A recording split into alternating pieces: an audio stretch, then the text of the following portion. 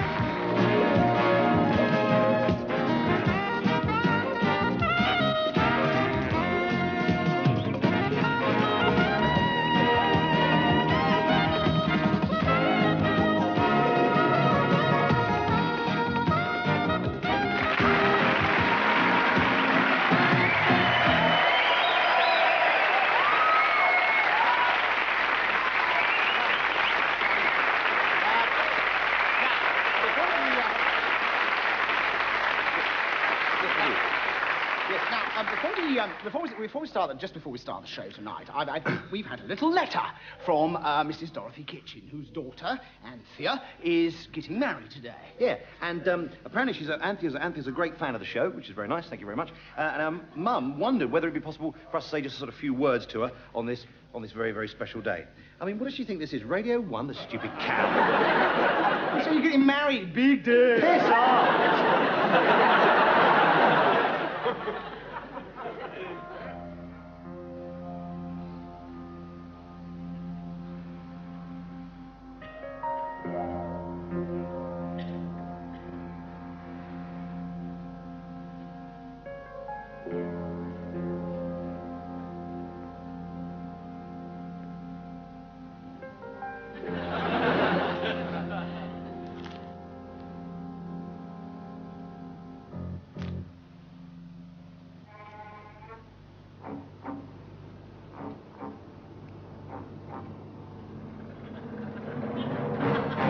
I'm afraid we've got nothing smaller.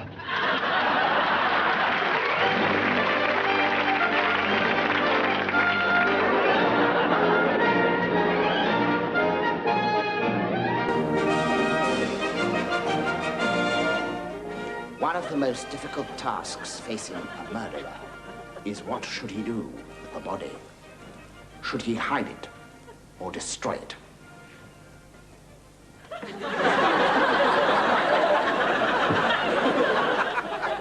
Whatever he does could prove crucial in the detection of his crime.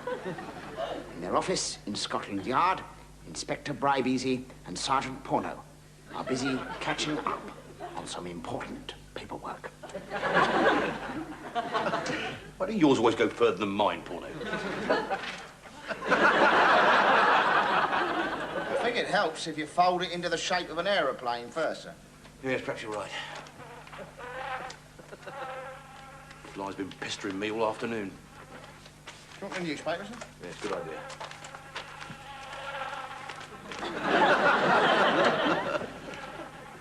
No, it's no good. I'm going to have to kill it. Give me the gun.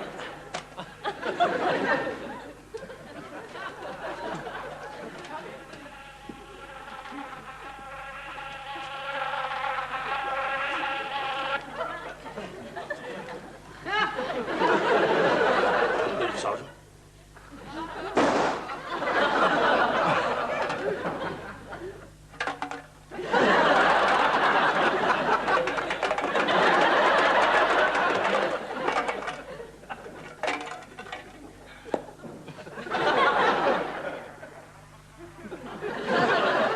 I think you winged it, sir. Yes, sir? The super wants us to report to the shooting range before we go any further with the drugs case.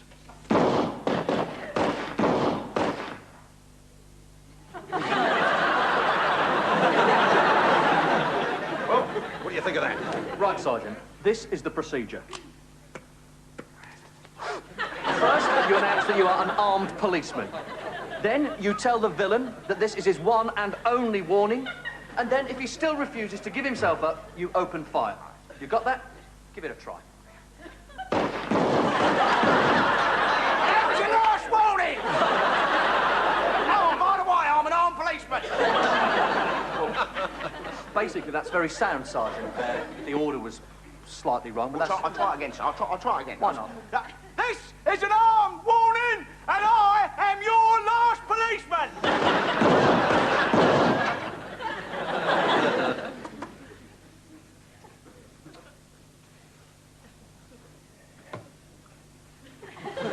Three drug dealers are dead. What have they got in common? I got it. They're all in the police morgue, sir. We've got to start asking ourselves some very serious questions, Porno. Well, you start. Right, what's the highest mountain in Russia? What's John Wayne's real name?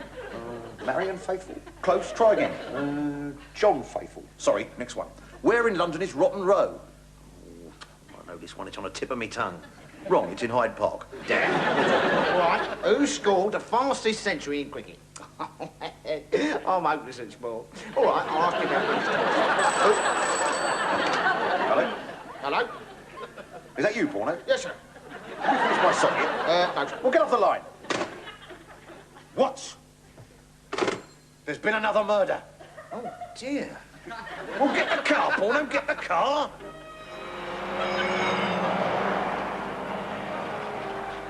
I love them old Wolseys, eh? Yeah. Anyway, no time for nostalgia, Porno. Let's get in the car immediately.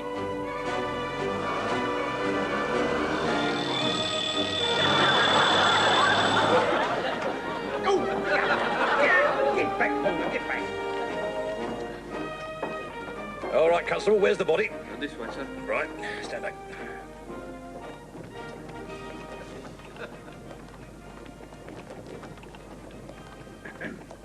Over here, sir. Oh, right, here. One for the record.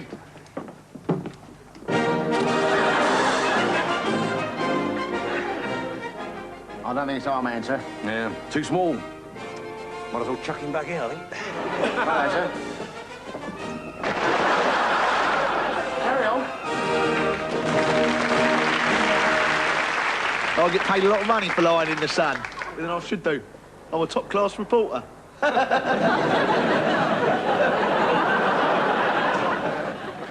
Right, Mr. Jones, perhaps you could tell me why you feel particularly well suited to this job. Well, shelving has always been a passion of mine.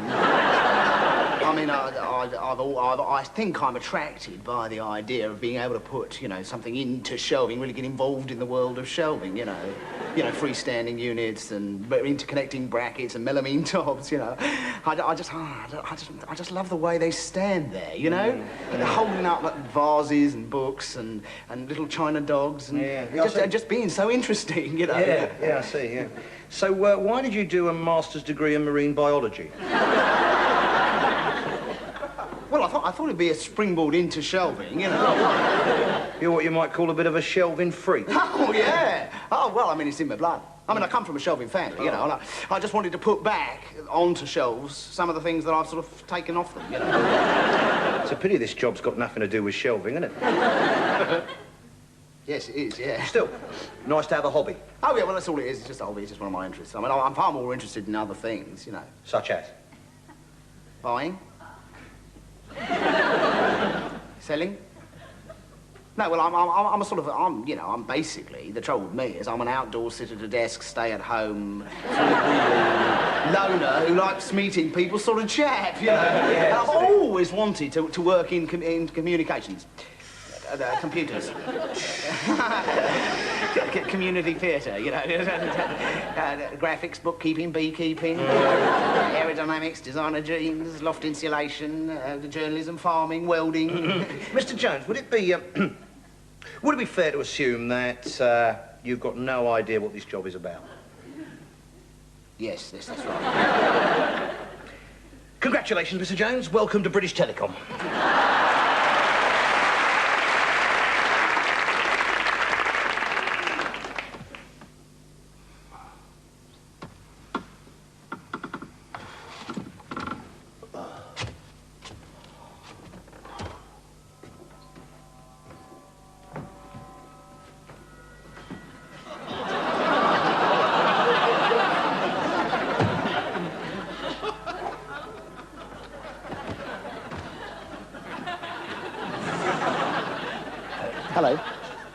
welcome to Birdwatch. We've come here today to the beautiful Titherton Reservoir and Nature Reserve to see what sort of birds come here to feed at the edge of the water. So far, we've seen a few common waders, like the common wader. But it's 6:30 now, so let's see what else our camera can pick up.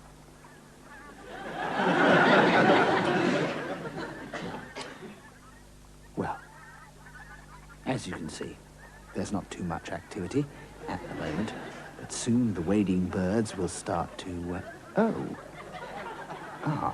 yes, now there is something there. Yes, oh, I see. Oh, we seem to have disturbed an early morning lugworm digger. Fair enough. After all, he is after the same juicy tidbits as the birds. So perhaps we can consider him as part of the natural scene. The lugworm is probably the main source of food for many wading birds, especially those with the long, highly adapted beaks so useful for winkling those juicy worms from their lair deep in the estuarine mud.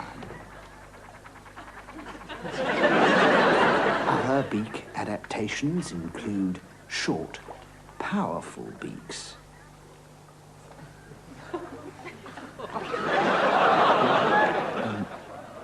Earth, have we there? Oh, no. Oh, no, for a moment I thought we had a green-legged marsh creeper in the distance. No, it's just a bit of wood. So, as I was saying, some species have short, powerful beaks. And then, of course, there are the extraordinary spoon-like adaptations of such birds as the spoon shoveler, the oyster catcher, the mussel daub, and the cockatoo. Well, I'm sorry there hasn't been too much going on the mudflats this morning. Perhaps we'll have more luck tomorrow. Just a minute. What? Look at that. Look. No. Oh. I thought it was a shag or common cormorant, but it wasn't. Well, until next week. Goodbye. Ethics? Ethics? Don't talk to me about ethics. I own most of it. Because the way to make money nowadays is to get into property. Yeah, I know, yeah, but I haven't got a temperament for it. How do you mean?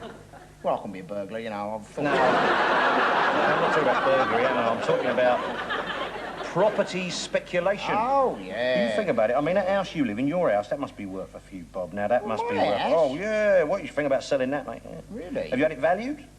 No, I Well, you haven't, should get it valued. Oh, well, how'd you do that then? Well, you've got to go to the professionals, obviously. Yeah. I mean, you've got to deal with experts. I mean, Right. people who know what they're actually doing. Oh, you know. right, yeah. So, who do you think that is then? Well, I could do it for you.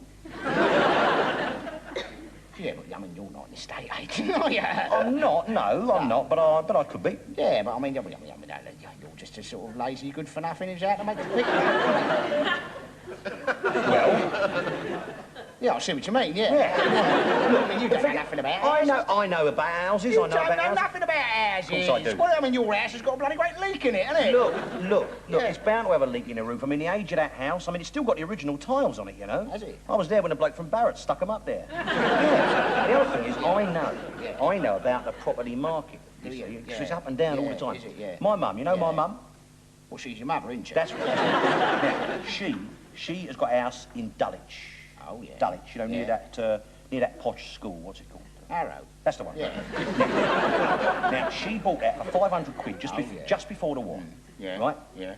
Guess how much she sold it for last week? Oh, I don't know. Well, just guess. Go on. Well, give us a clue. No point giving you clues. Just guess. Oh, is it more or less than the £500? Well, it's more than that 500, obviously. Look, just have a guess how much she got for it. I don't know. Oh, you'll never guess anyway. Well, £149,000. How did you know that? I just guessed. Anyway, that's right. £149,000. Blimey, I'd never have guessed that. Anyway, I'll tell you, mate, it is ludicrous. It's ludicrous. Property now, it's funny money. Funny money, It's monopoly money. Monopoly money, yeah. It's chocolate money, isn't it? Yeah. I mean, the thing is, like, if I move out, right, I mean, where would I go? Where would I move to, well, you know? this is the point. You sell in London, Yeah. you move out of London, you move up north, and I tell you what, the value for your money you can get up north. Really, yeah. Oh, it's unbelievable. Yeah. Like, I saw this property for sale in the Exchange and Mart the other day, and it was in Northumberland. Oh, yeah, right? that's up north, is it? Northumberland? Yeah, but that's north of Umberland. Yeah, that's right, yeah. Now, this property, I'll describe it to you. Yeah. Right? Yeah. Country mansion, 12 bedrooms. Oh, yeah. Tennis court, indoor swimming pool, stables and kenneling, your own woodland, 300 acres of grouse moor, your own trout stream. Guess how much they wanted for it? I don't know. £4.5 million.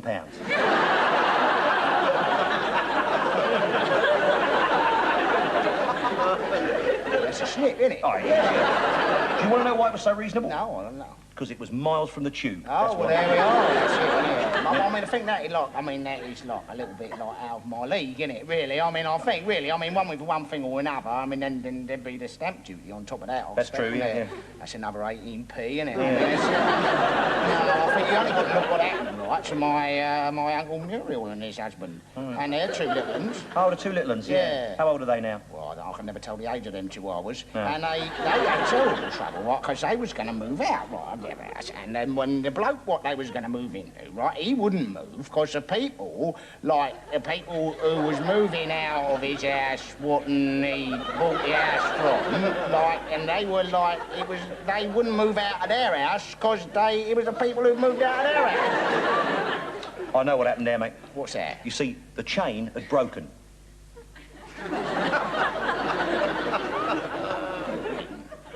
No, I mean, the chain had broken. All that trouble just because some bog chain had broken. That's not isn't it? Don't tell anyone, but I'm a plainclothes policeman, and this is my day off. Hello, I'm the all-purpose TV presenter. Yeah, and I'm the all-purpose TV presenter's friend. Today we're going to be looking at some amazing things. And meeting some really brilliant people. With incredible bits. Incredible pop videos and cartoons and thingamajigs. It's amazing. I pop up in the morning on breakfast time TV. In the middle of the afternoon. Hello again, it's me. The late 6 o'clock show. It's wicked. Radio 1. There's no limits to our appetite for witness wacky fun. We've got some surprise TVograms coming up, and in a moment it's a time for Floella's Evening Spin. In our with padded shoulders and dagger-coloured ties, the simplest undertaking is a lovely big surprise. Amazing, is that true? That really is fantastic. We may not know what's going on, but we're so enthusiastic. Aren't we, Andy? Yes, we are, Ken. Hello to Geraldine Spinks, who's 3 today. And now over to Maggie, who's waiting for us down at the Transport Museum. Hi, Mags. Here on Night Network, we've got some great videos of Craig Charles reading poetry that rhymes right through the night. Brilliant. And we can keep this up all day, can't we, Billy? Yes, we can, Tim. And we're going to as well, Kieran. Absolutely, Simon. I could turn your daily viewing into one long round of tat. It's someone's birthday every day. Have you ever thought of that? Your father's died. Your mother's ill. Lost everything you've got. We'll fly in on a hovercraft and jump around the road. I can't stop smiling, no, it hurts. My jaw is going to break. We can keep this up forever. But how much can you take? We never think of bad things. We never think of pain. We never think of anything. We haven't got a brain. You've got a brain, Gary. No, that's amazing. Anybody at home not got a brain? Write and tell us about it, OK? Yeah. Right. Here we go, then. Having a day out with Peter and Shirley and Len Fallujah and Mum and me and the Grand Nipper, of course. Good old Len. Safety first. That's the way to do it.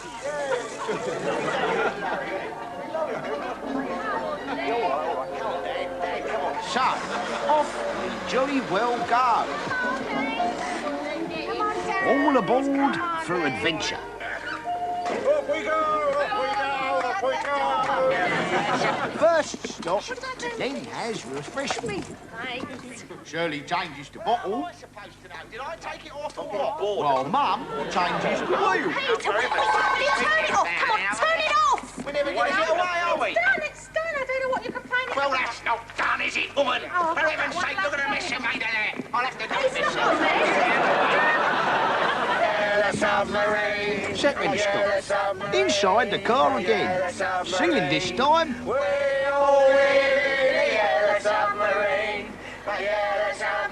And on all these sightseeing trips, of course, you want to see the sights. And what a sight for sore eyes this was, on an otherwise honey-filled fortune.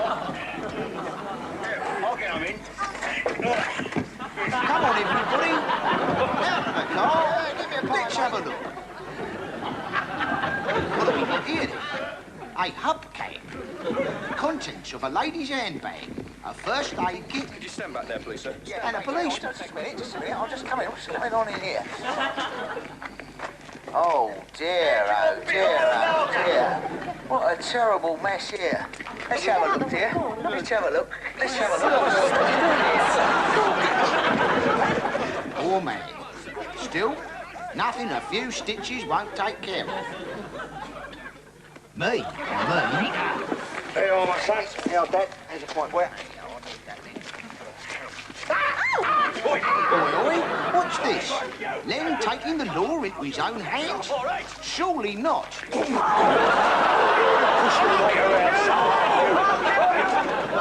Well, we helped where we could, and that was all the thanks we got. And now, a load of books.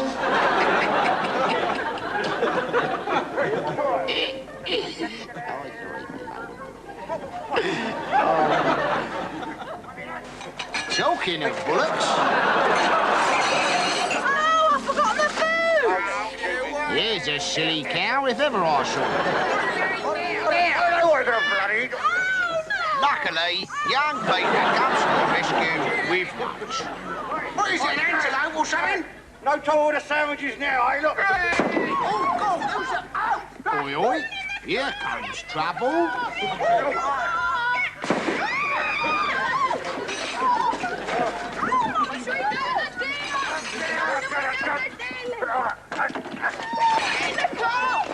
Babies, eh? They sleep through it.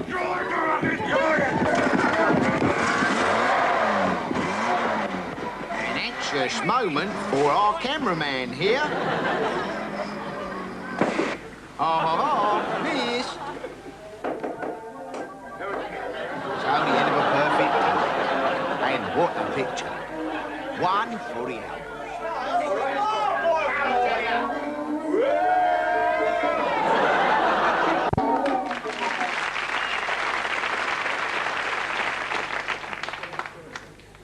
Ladies and gentlemen, I don't know if any of you read a publication called, I believe, The News of the World.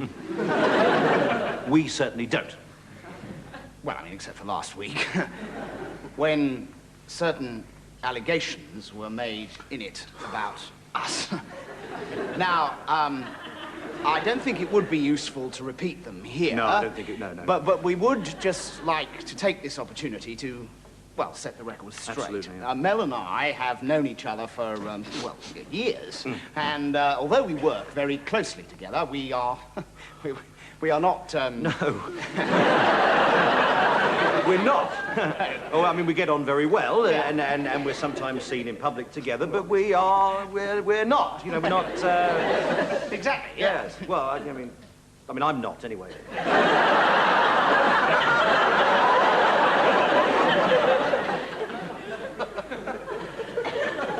And nor am I. So you say, Griff. And I certainly wouldn't want to contradict you.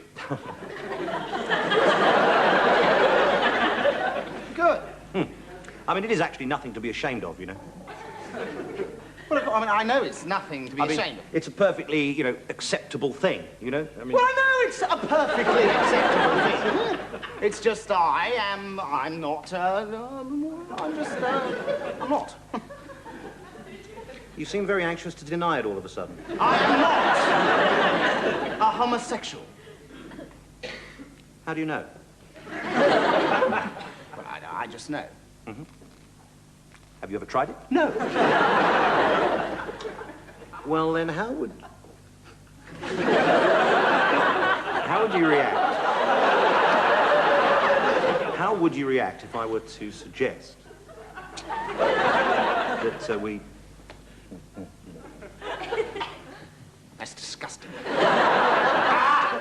So you do think homosexuality is disgusting? No, I don't think homosexuality is disgusting. I just think it would be disgusting with you.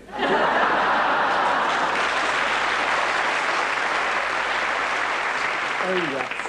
He always knows when it's time for his dinner. He hears me opening my legs.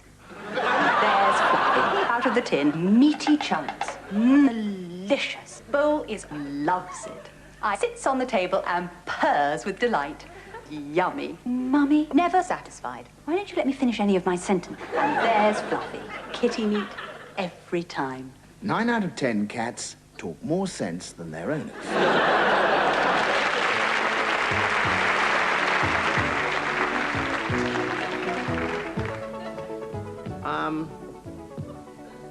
Julian Peary, I'd like to begin, if I may, by asking a few general questions about the social and ideological framework of your film Journey to Nowhere. Yes, well, now, could we, wonder if we could, is it possible to start by defining our terms? Well, exactly. So, how do you respond to the widespread critical charge that that your film is too narrow in its vision of modern Britain? Well, now, you see, I never intended to make a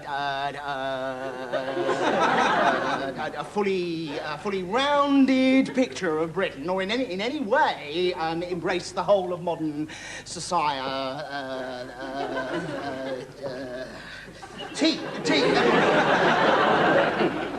So it would be pushing the boat out to say that you had any definite political standpoint.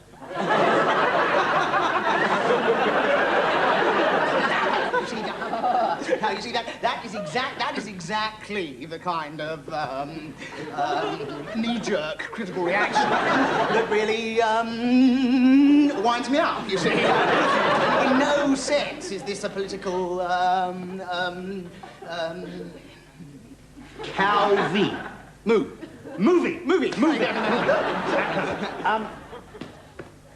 I'd like to move into a completely different area, if I may. As far as I can see, your film is unmistakably left-wing.